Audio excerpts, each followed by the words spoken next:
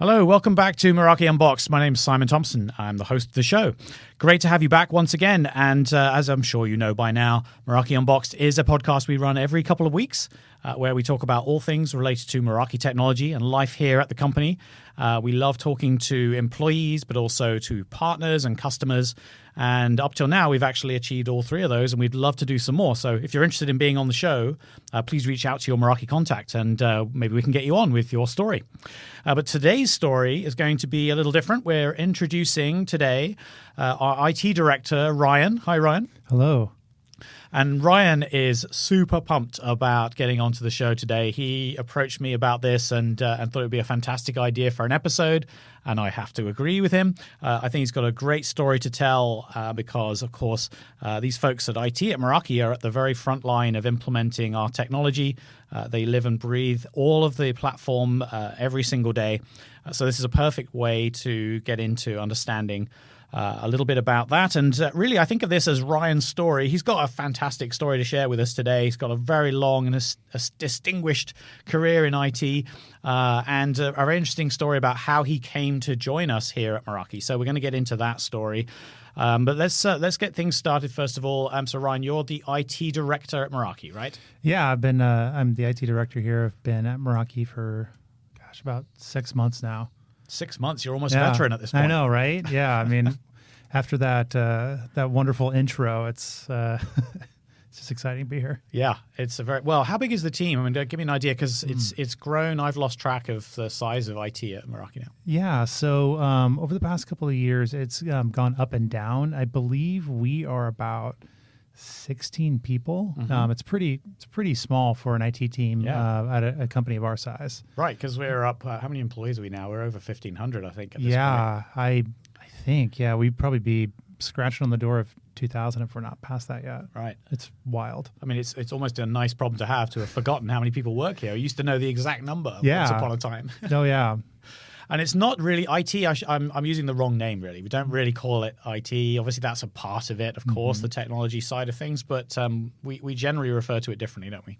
Yeah. So the term that Meraki uses to encompass kind of what encompasses all the technology that Merakians use daily and what enables people to do their work is digital workplace. So that's a combination of IT and facilities. Yeah. So with that, I co-lead the digital workplace business unit with a gentleman named Levi who does an incredible job on the facilities team, leading that team, and then I handle the IT technology part of it. And throughout, roles on both sides, it's very cross-functional and teams work closely together, and it's an incredible partnership. And it makes perfect sense. I mean, it's all of the things that really are provided for employees here to be successful and be able to do their work: the heating, the lighting, the lunches, everything that we have here. It's there's so much to bring together to make sure that we're as productive as we can be. Yeah. And I guess that's part of our vision here as well, isn't it? To really provide solutions that support that digital workplace. Exactly. Yeah. Like really in an environment that allows people to do, awesome work and do great things without having to really stress it, kind of the idea of simplify everything, take it into the workplace. Yep. All right. So let's get into Ryan. Let's learn a little bit about you. Tell us a bit about your background. Where have you been? What have you been up to in your career so far before you came and joined us?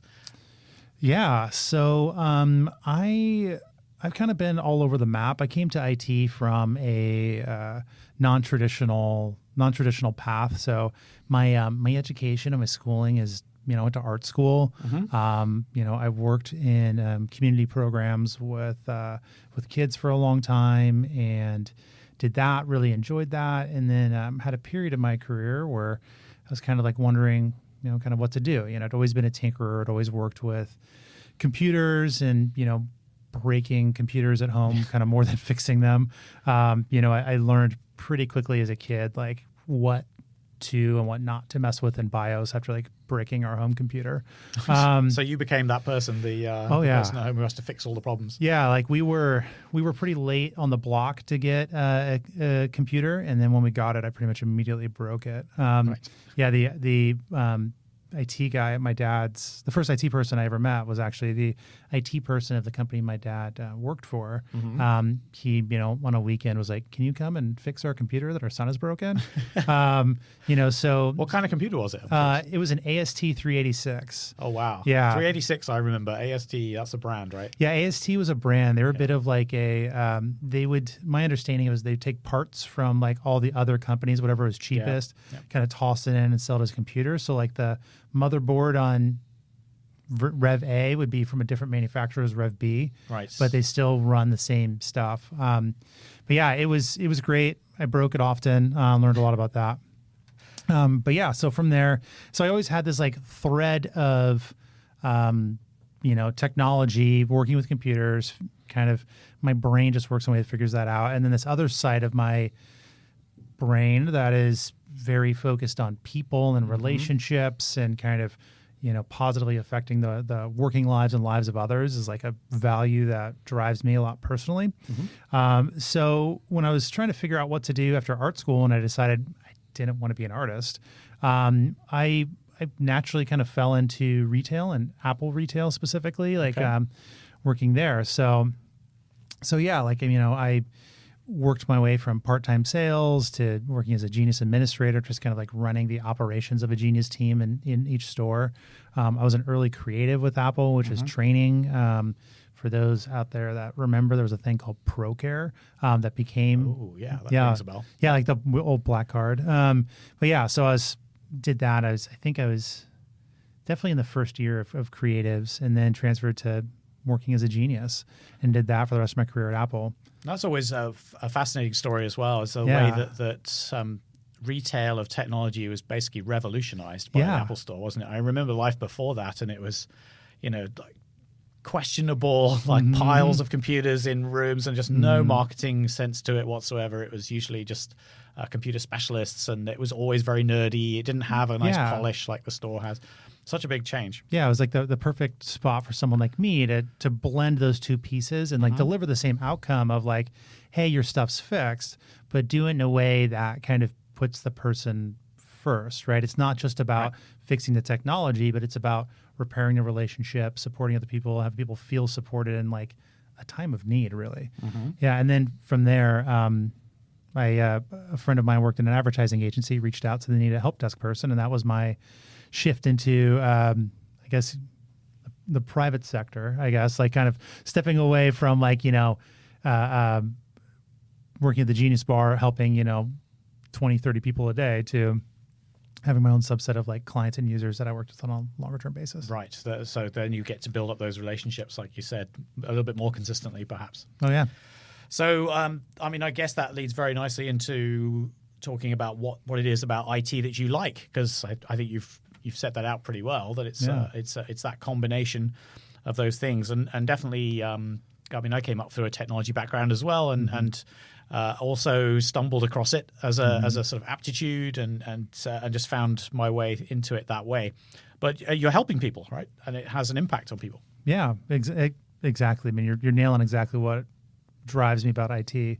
So technology is like a broad identifier, or a broad area. Has like, there's many different ways that technology can improve people's lives. Right. I mean, you can be a developer making applications and making software or tools that people use that allow like their lives to be better, or you can, something like IT allows you to kind of bridge that kind of human component with the technology and making technology more effective, being people their kind of time of need, and really kind of taking technology and applying it to the human piece of the puzzle. Right. It's like a mixture of like UX development and all kind of stuff.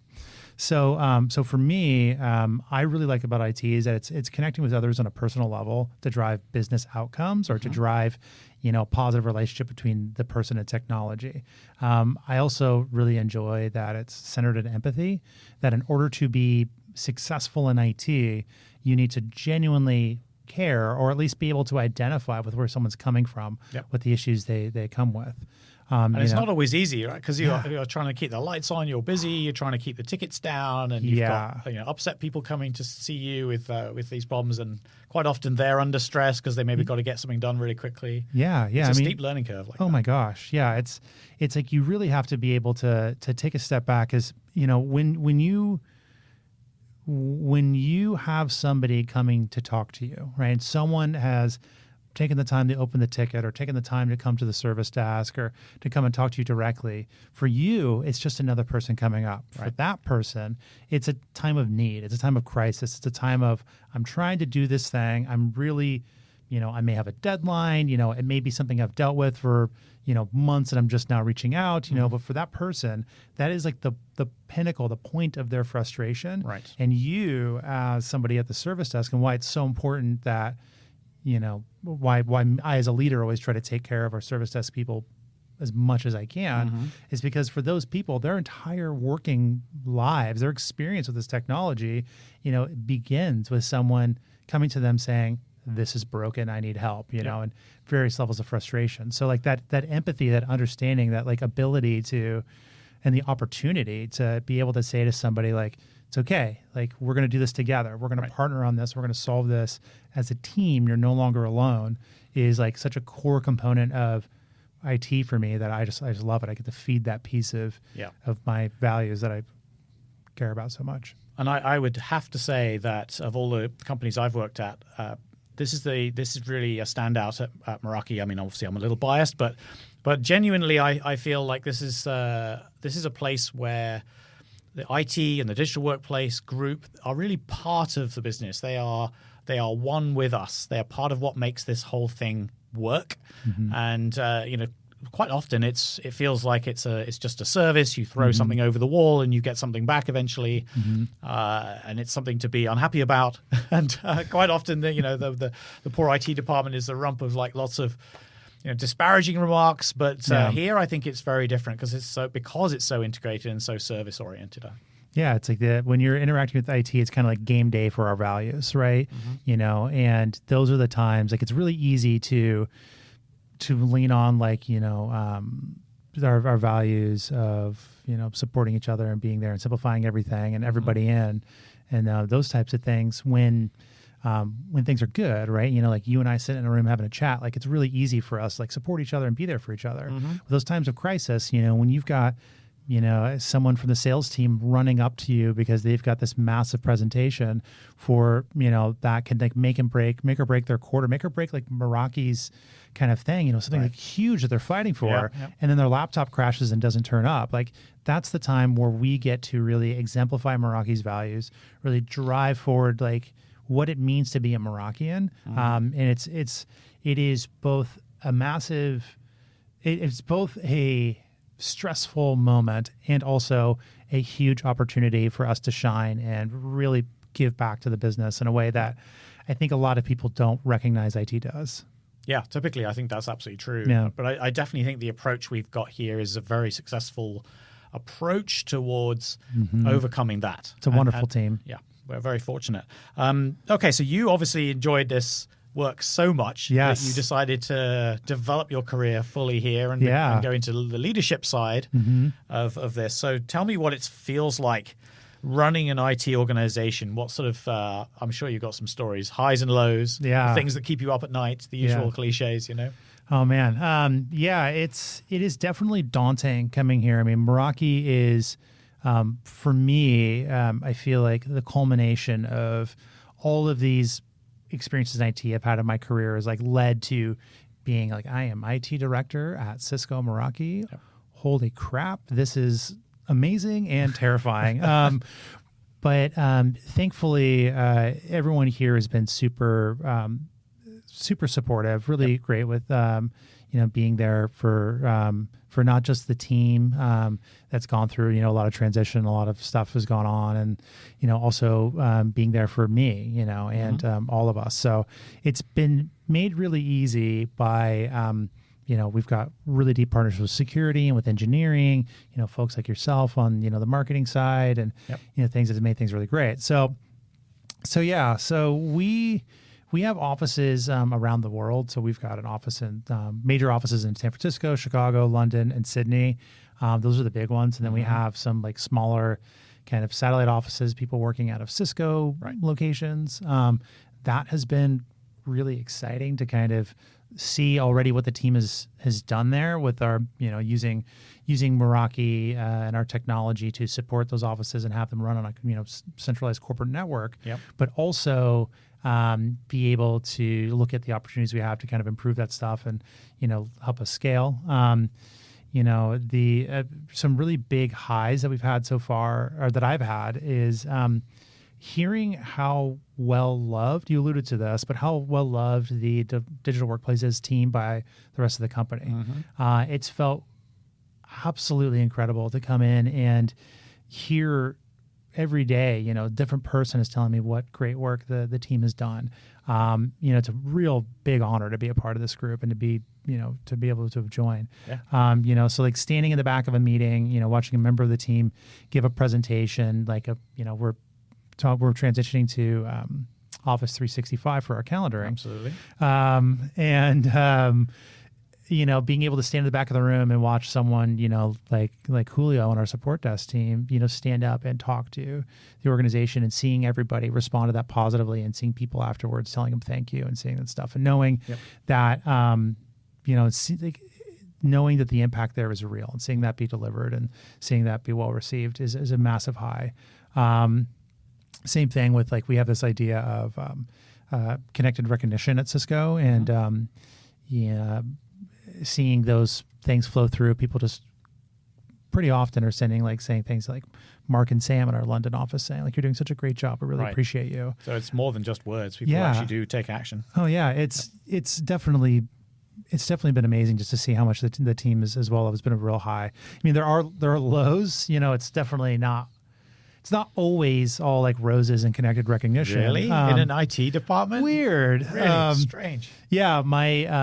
My first week, we had a power outage here at the office. And that was very, very exciting because we had all the power go out. I'm still in onboarding stuff and, had to dive in and help the team. And I want to say it was a low per se because more of an adventure because it was really awesome to see all of the teams and their disaster recovery processes, stuff. It's we can no longer rely on the building. We've got to work from home and stuff like that and see all of that go into action so quickly. And for the company not to skip a beat when that happened was really wow, that's amazing that I'm here. I've got my work cut out for me. It's a whole nother level of stuff to do. But yeah, I mean, there's definitely late nights, there's the team has to do stuff. And so when it becomes routine and that starts becoming really consistent, that's when I kind of hitting my lows, right? Of how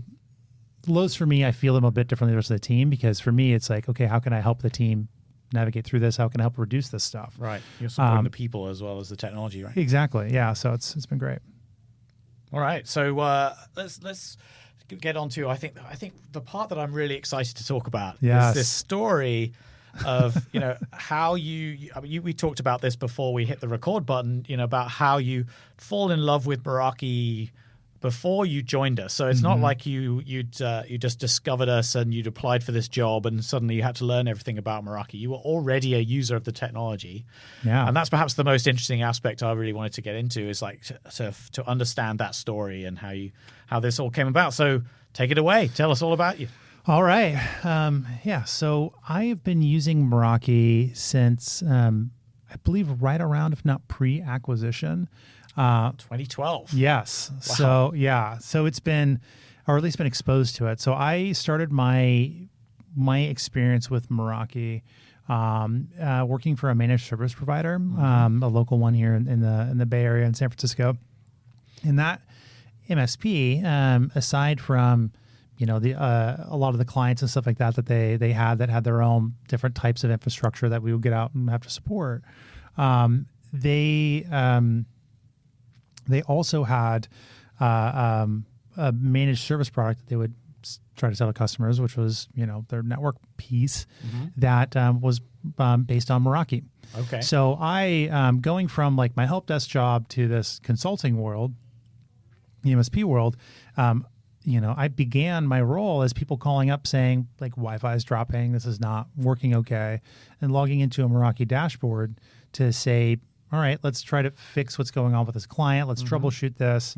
Let's set this stuff up and experiencing it that way. Occasionally being dispatched to sites and seeing, when I go to a client and I would see like the daunting, terrifying, like Cisco gear, like, get out your console cable, let's log in. Yep.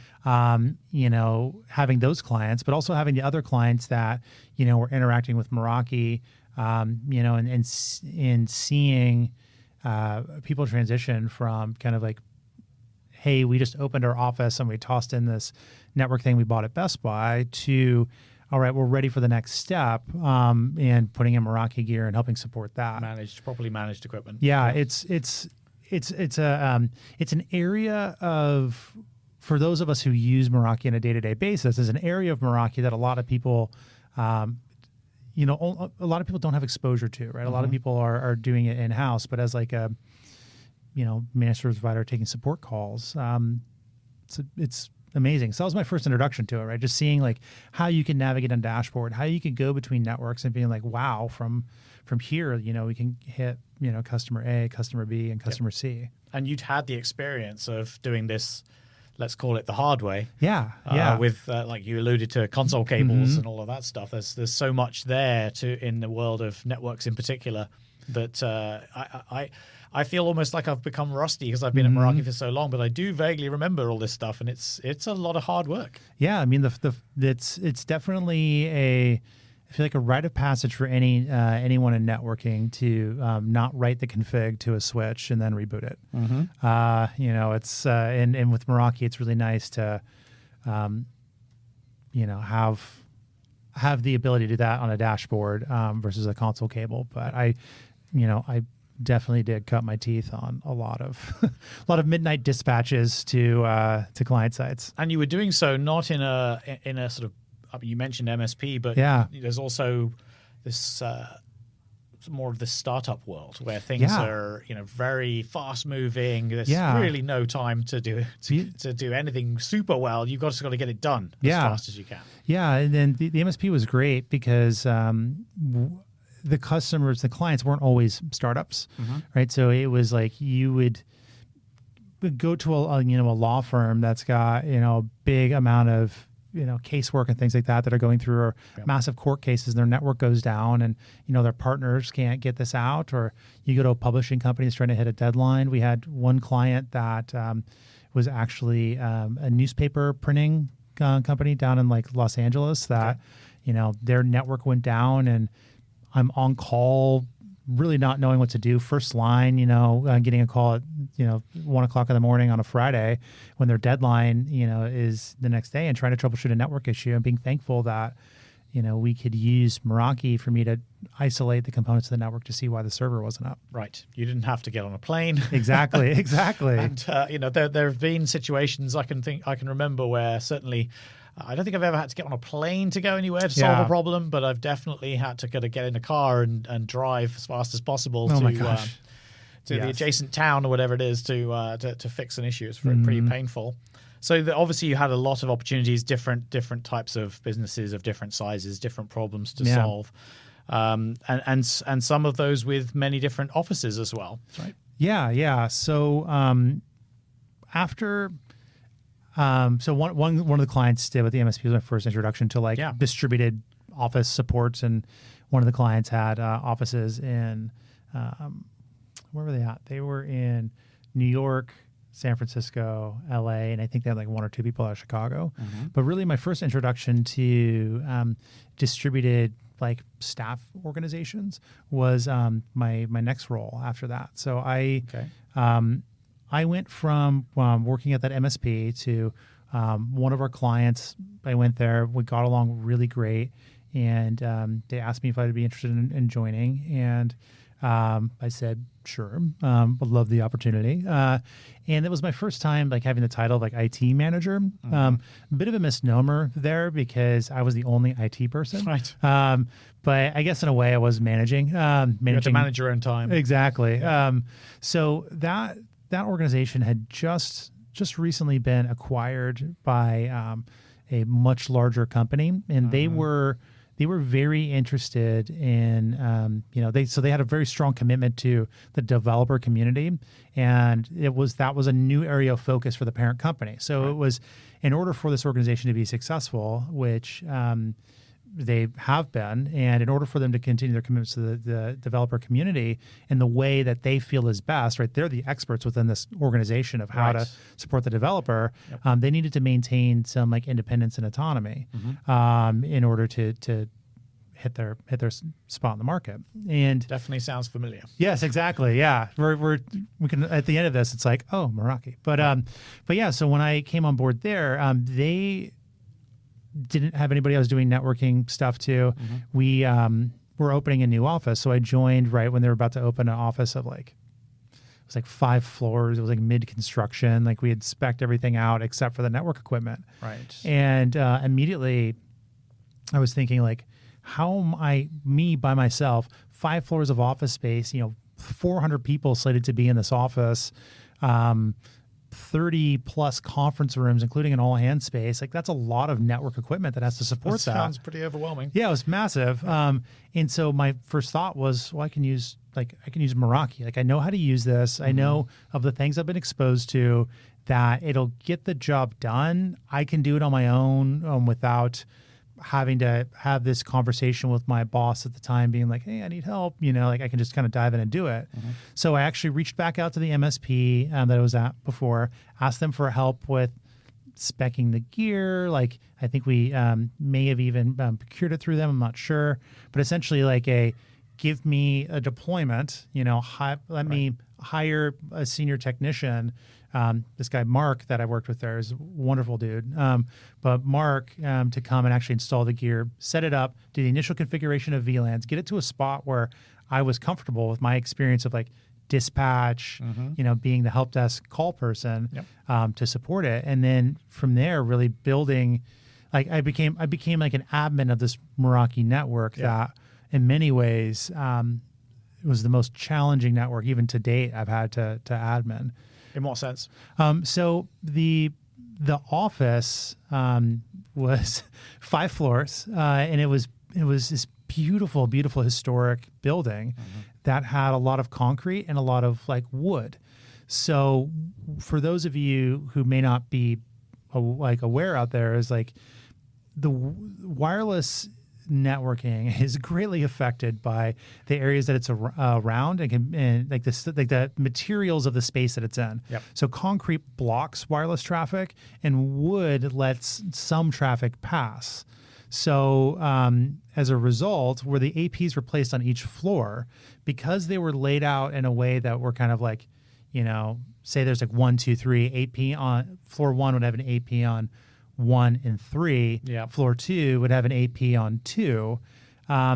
We essentially had this big ball of wireless that was, from the basement, you could associate with the AP. Well, first floor, you could associate with an AP on the 3rd floor. That's a headache. Yeah, it's a headache. Yep. And so it was a big challenge to kind of figure out like how we're going to have good wireless performance. We have, the company had a lot of non-standard clients, a lot of Linux endpoints, which is another challenge in terms of like wireless administration, because there's so many different ways you can customize, a chipset. Right.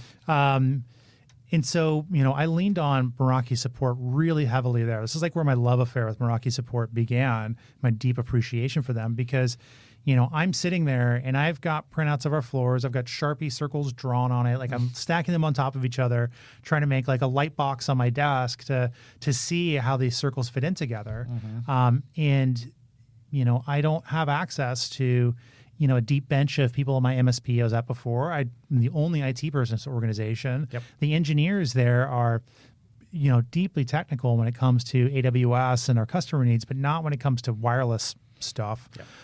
And so, the engineers and the support engineers here at Meraki, like, saved my butt. Like, I must have spent hours on the phones with them kind of figuring out why are these clients not associating? How do I, when do I use automatic channel selection? When do I use manual channel selection? Like, what is this thing called a DFS event? Like, I've never experienced these because I'm like working in these areas. So it was really challenging, but it really cut my teeth as an administrator and really could see how Meraki like allowed us to really just get this done. Yeah.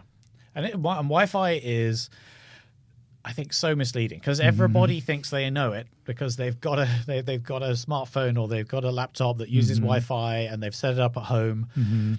But, setting it up in a building with multiple access points, multiple floors, getting the capacity right, avoiding those co-channel interference issues, that is not trivial work. So anything, I mean, that just getting that right and simplifying that is a major step, right? Yeah, and it's constantly changing and moving. It's more akin to a dance than like science. You know, you kind of get it into this zone where, okay, we are set up, we're ready to go. The dance floor is set up, we got the music queued up, but until you get out there and you actually start, moving, living it, experiencing it, everything can change. Yeah, so true. I remember so many times when I was an SE a few years ago being asked, how far does the signal go from this access point?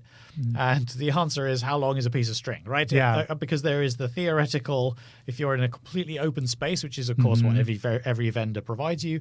And then there's this thing called the real world with, like you said, concrete, wood, glass, everything, every kind of material. And so it is definitely a bit of a mix of art and science, I think in my experience. Yeah, and then the experience of like the end user, the person who's actually sitting at their desk consuming it, they don't know any of that, right? Well, some people do. At Meraki, we're fortunate that people really know that very well. But a company, like that, it's just, my laptop doesn't work. Like, why can't I get on Wi-Fi? I'm trying to have this video call with somebody and it keeps dropping. What's going on? Like, my speed test is fine. Right. And that's also, comes back to the IT piece of it is, that person's going to come up and be like, I have to talk to this customer like super like quick. It's really, really big for us. And you're like, okay, it's game day. Let's figure this out. And trying to navigate those conversations and figure that out. And just having Meraki in your back pocket when it comes to doing that dance and figuring out how you want to do it is such an advantage. It has been just, and especially there, it was just like a wonderful partner. Right. And then you moved on and you had this kind of real startup experience, right? It's a bit of a change from this integration, which is an interesting story in itself. But what about the startup experience? Yeah, so I've been fortunate to work at a few different startups in my career, but this one was especially exciting. They are a well-known communications product, employee communications product. That's extremely well known. I would say extremely well known. I would say publicly known. But yeah, so I joined there relatively early in their team. I joined as like the lead systems administrator over there, and the group was like this. It was an established, close knit team, small IT team, and they were like along for the ride. Kind of like it had joined in. The gentleman leading the team, was doing like a really good job kind of laying foundation for what the future would hold for the group. And he had decided to use Meraki for their networking toolkit. So I was great, excited. Like, I know this, like, yeah, exactly. Check. And so I joined in the team as as a lead systems administrator. And at the time, they had an office in Vancouver and an office in San Francisco. So joined the group, doing that. Within the first like week or two, a gentleman on my team that's kind of been like the network administrator because they have Meraki. They were able to have a single person as like your network admin. A gentleman on my team, he told me he's going to have a baby. So it was very, very exciting. And Mason, if you're old enough to listen to podcasts, hello, your dad is great. But so I'm in this position where I'm like, okay, awesome. We've got Meraki, and the person I'm leaning on for help, Ben, he's out. And so we're opening like tons of offices, and I think when it was all said and done, at the time we didn't know how he was going to do, but it ended up being like 11 floors of office space in like 4 countries in about 9 months period of time. Ooh, okay. And I did that all with like my network as a new hire with my network partner on paternity leave.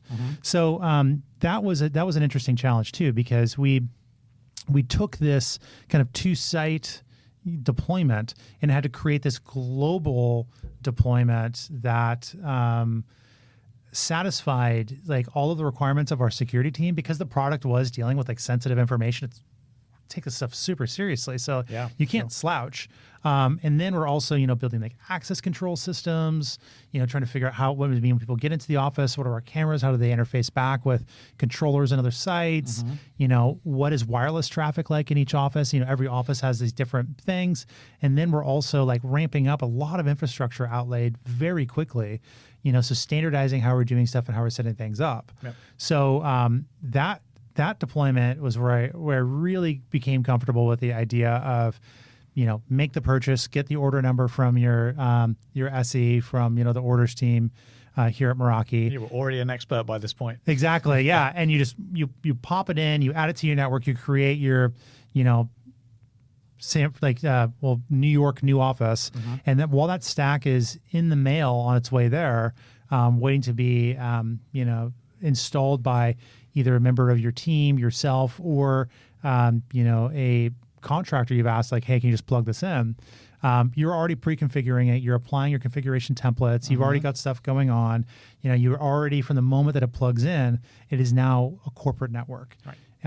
And that piece of it there, like, oh my gosh, like if I thought I used the support team a lot there, it was, support team was like another member of our team, and like really getting to, lean on people in different countries, be able to, when I'm in Ireland, call somebody on the, Irish support number, and know, like, it's amazing how consistent the support team is here at Meraki, right? Because it doesn't matter what country I call from, Australia, Ireland, Canada, US, or whatever, regardless of the accent of the person on the other side, whether like, they're like a Brit in London, or, like an Aussie and we're Australia, like they're going to be supported. They're going to be there for you.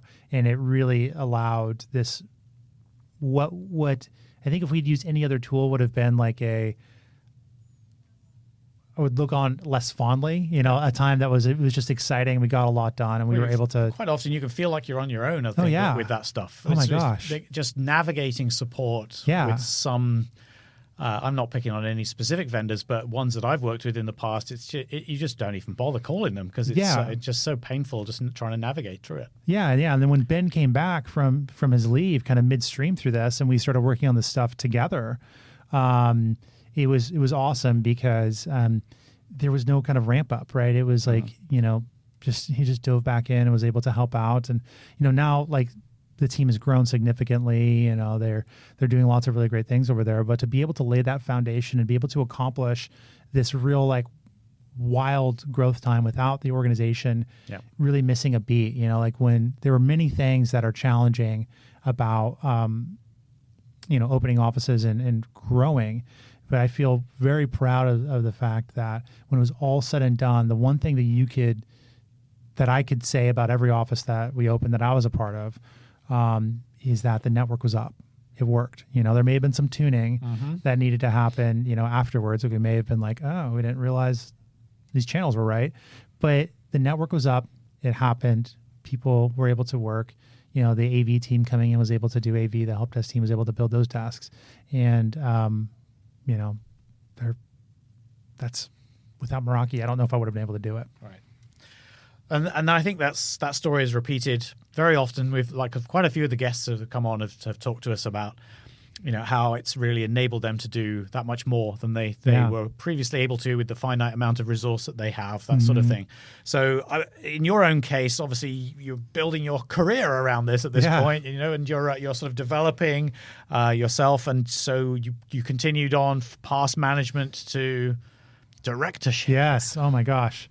So like if the jump from an IC to a manager is terrifying, the jump from manager to director is it's nuts. It's hard to appreciate this stuff before you're on the other side of it. I feel like, it's one thing to say like, oh, people can work. It's another thing to say your work is tied to an outcome and success of the business, and like that is it's a lot of responsibility, a lot of weight, and definitely my next role, which was a startup kind of at earlier stages of their growth, still global.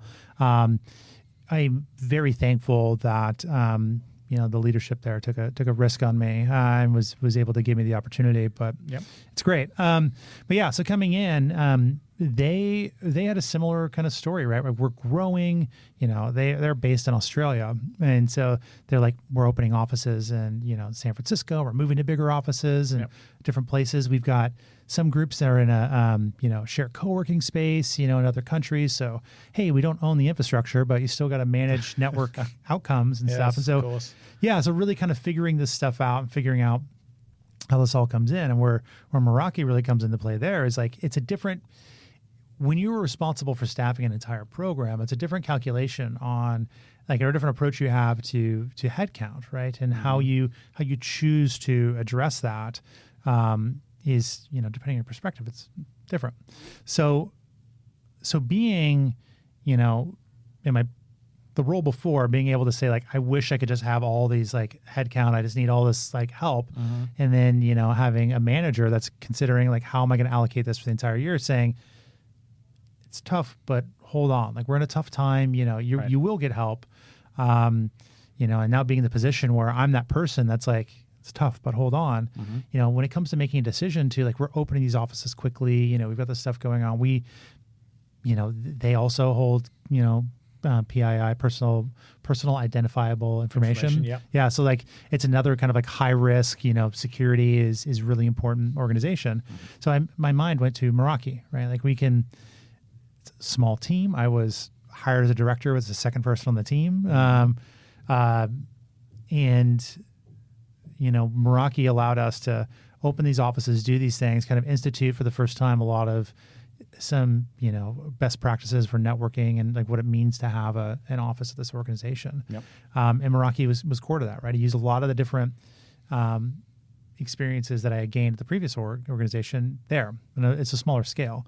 And something that was impressive to me was the purchasing at the other organization put me into a tier where it was like, I could call our account manager and, middle of the night, and, he would answer and be there.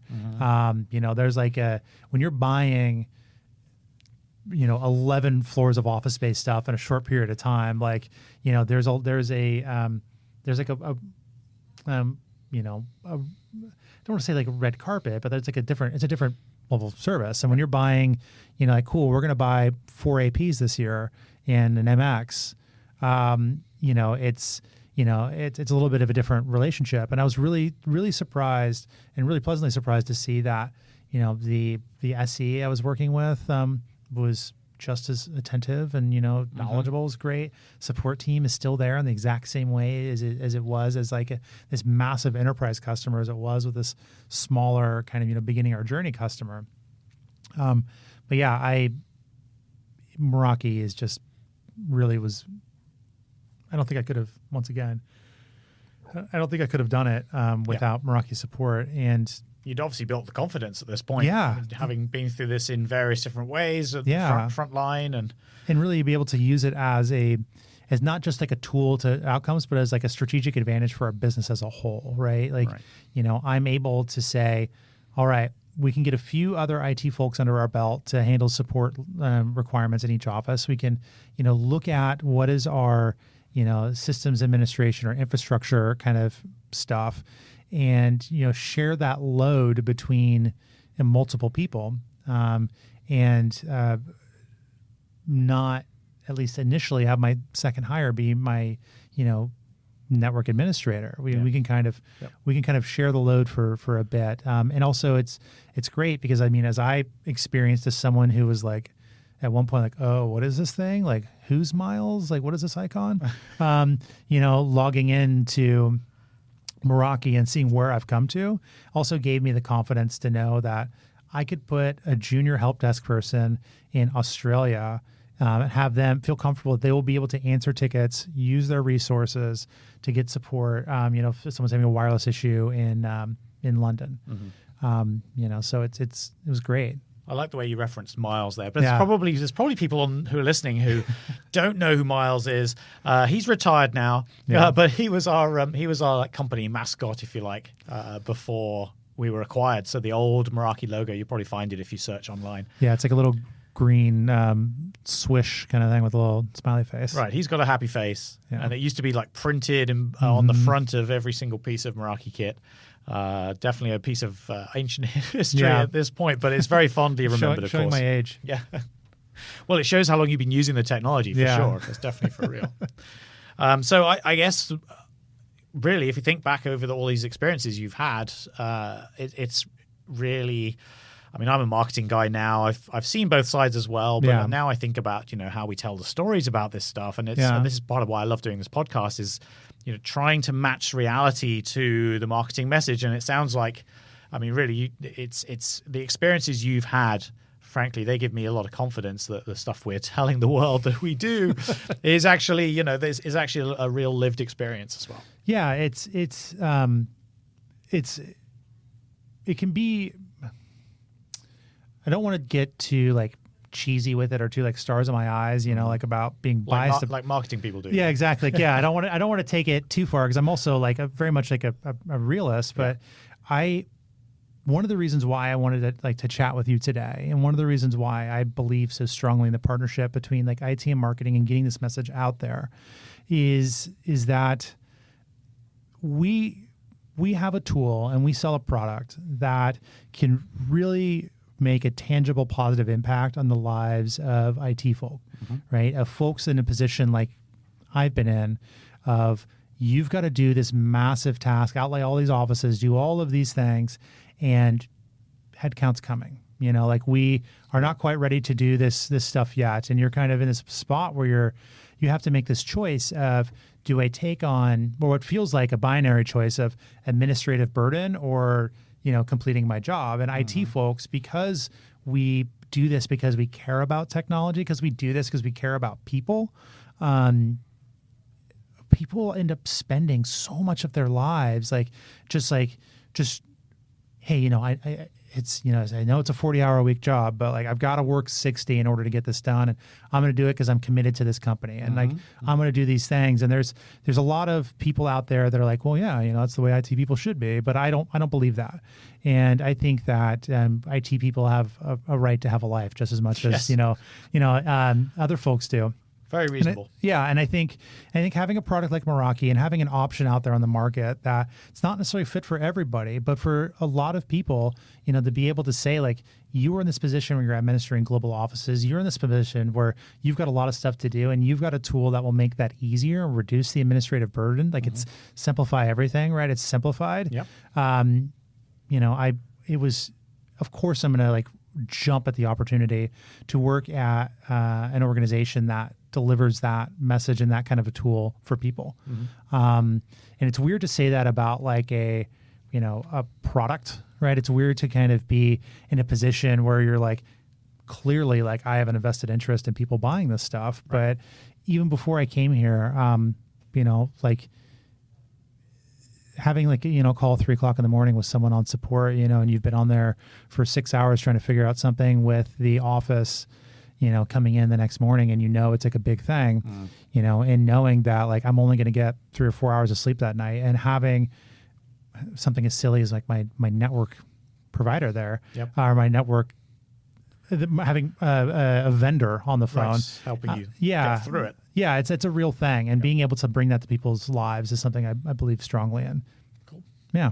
All right, so obviously now you're at Meraki. Yes, I'm here. You're living the dream. Obviously, I'm excited about it based on that, impassioned. Quite clearly so. And it's amazing to hear all these stories about the different aspects, if you like, the different focuses that you've had, but all the way through seeing the benefits of this technology. And now you're getting to implement it and bring this team together, this digital workplace organization. So, tell us a little bit about your experiences since you've been here and what that's added to your what's been the net new thing for you since you've been at Meraki, and tell us also a little bit about what's next for your team. Yeah. So, coming into this group, it's been so for those of you out there that have ever had a demo of a Meraki network, when you see a demo of like here's the Meraki corporate network from like your sales engineer, or your salesperson, that is the Meraki corporate network. Like you were the real thing. Yeah, you were seeing what my team admins, and so coming here to see the group of people that are building that, the group of people that are administering that and delivering, support was really cool. It was very exciting to see that.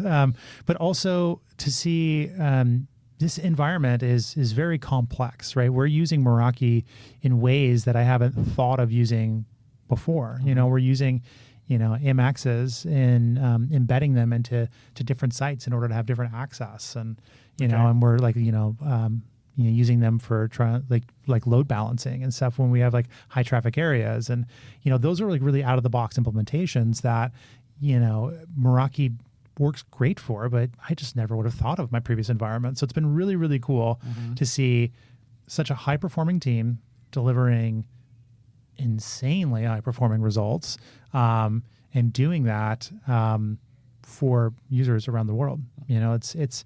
It's exciting that I get to have the honor of helping kind of build the next generation of what digital workplace is and what the next generation of like IT means at Meraki. So it's not something to say. It's a true honor to be here and to be a part of this team.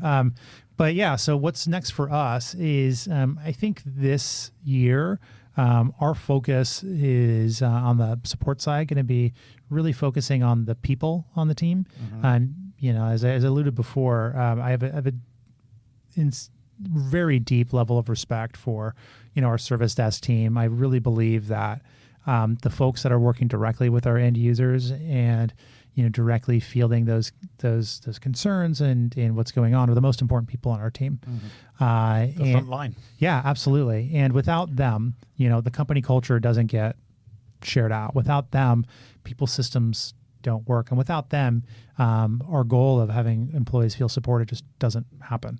And so really investing in those people, looking at how are we leveraging them? Are we, leveraging their efforts and their times and their work, and then looking at our global footprint, right? Our teams in London, set up in such a way that they're able to support the teams in San Francisco and the teams in Sydney, and really kind of creating a true global footprint of support, and real kind of mesh thing. Like if you, Simon, are like traveling and you're in a time zone, it doesn't really matter if you open a ticket and you're from Andreas or Cody or Nate, that you get the same level of support. It's the same thing, and it's the same outcome. So really focusing on how we can support each other within the team. We're also going to be stepping up our involvement with Meraki beyond just break fix support, beyond just like, hey, my laptop's broken, can I fix it?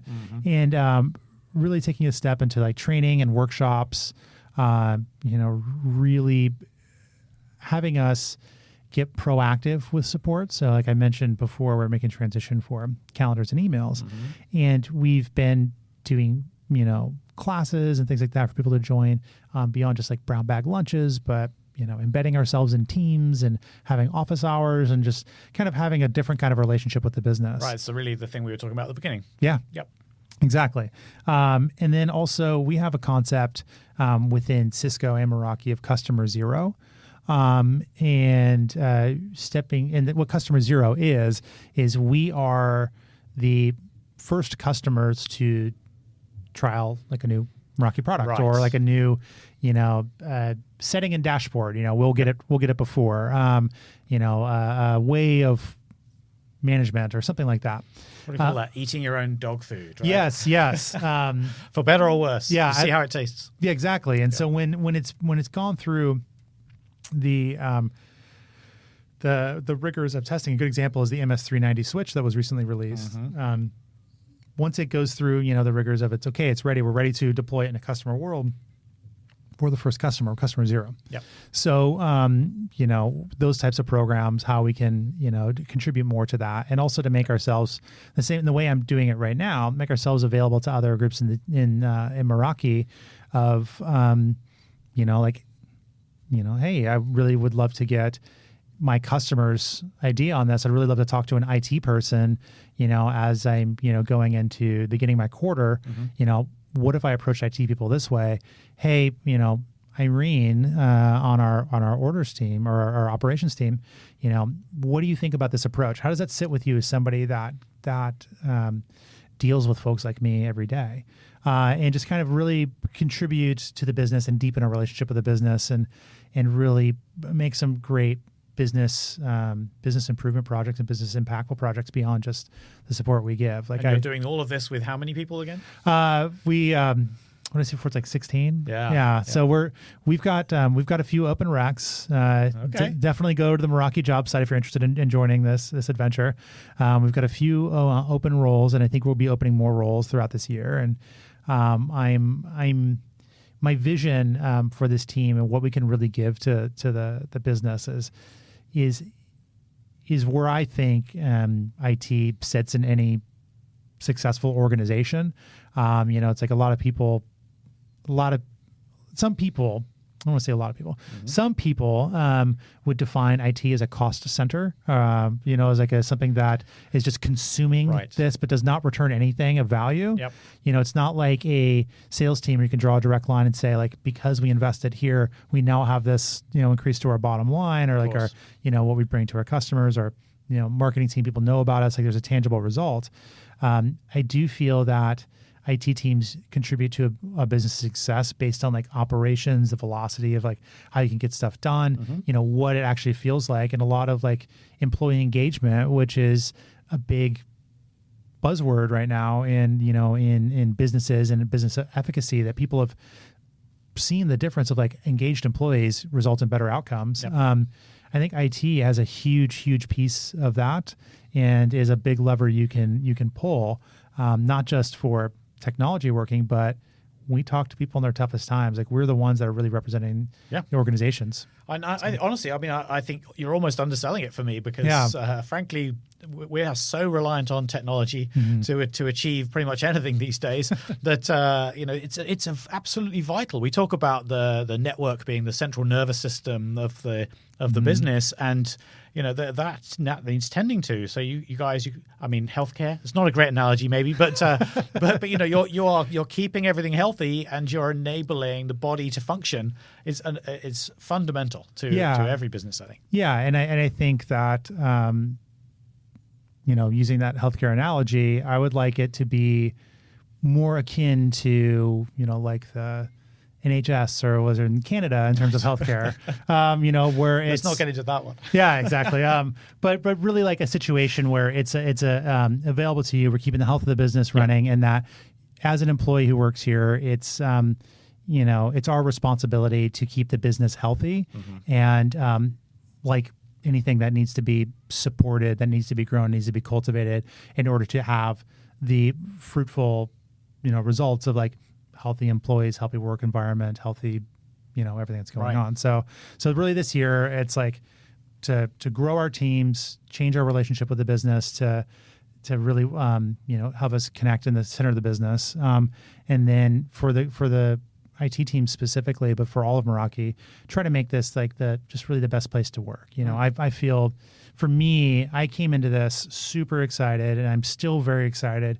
And it is like the honor of my career thus far to be able to give back to an organization and to work in an organization that's meant so much to me, and to like really try to change the world of IT in a way that I feel it's a lever that I can pull from, my background and opportunity I have, but to really, for our digital workplace team and the really hardworking folks on that group, to have them feel that same excitement, to have them really feel that the impact that they're giving to everybody is really felt. So I think you convey it so well in your energy and the way you talk about all of this stuff. I think it really leads us on to I guess the maybe the final part of our conversation today is around the folks who are listening, who are maybe poking around, looking at different jobs and career paths that they could consider, and maybe they're thinking about a career in IT. Yeah. Frankly, you're just listening to you talk. It's an amazing sales pitch for going into IT. But any thoughts or reflections about what people might what sort of advice you might want to give anybody considering working in IT and doing the same kind of work and making the same kind of impact you guys do? Yeah, I feel very passionately about IT. As somebody, is somebody who comes at it from a non-traditional background. And like our team, it's actually really funny. Our team has a lot of like performing arts majors and like,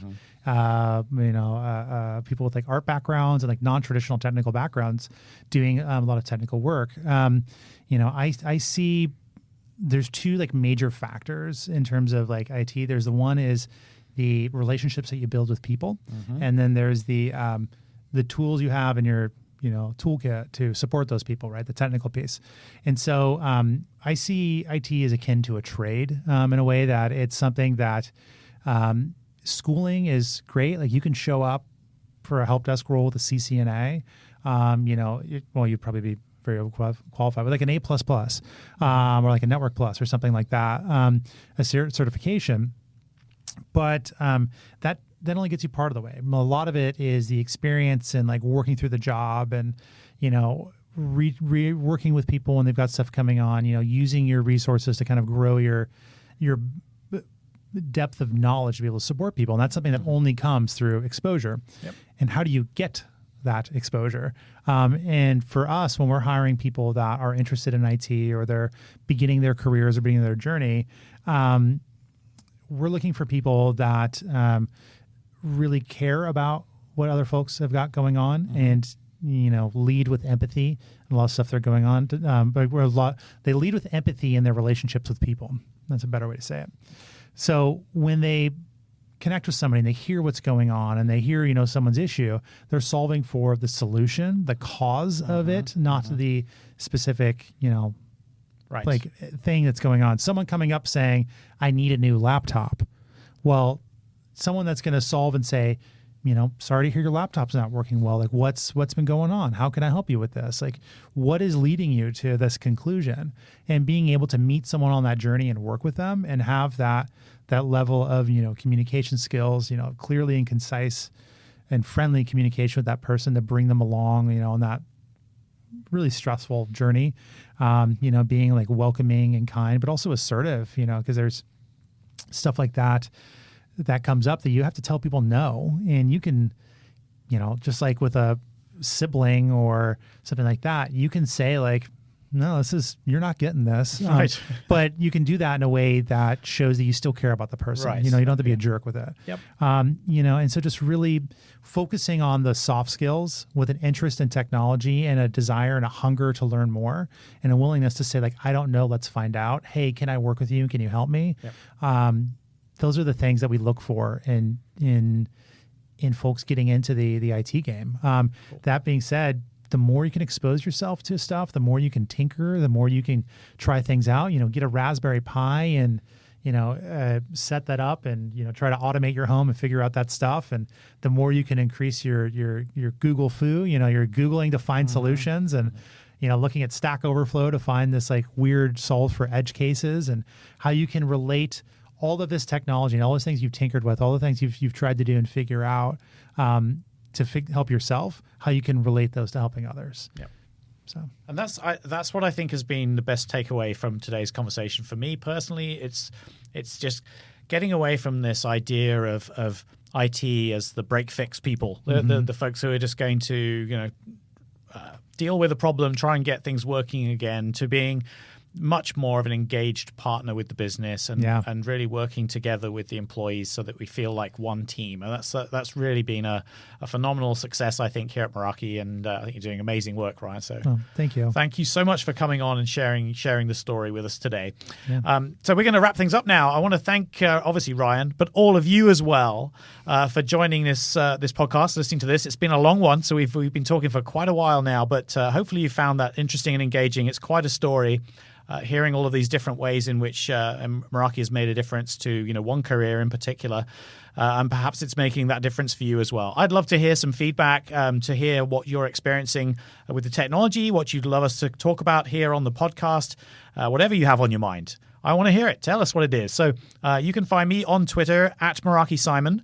That's where I hang out most of the time online, but you can also, of course, share your thoughts and comments in the Meraki community.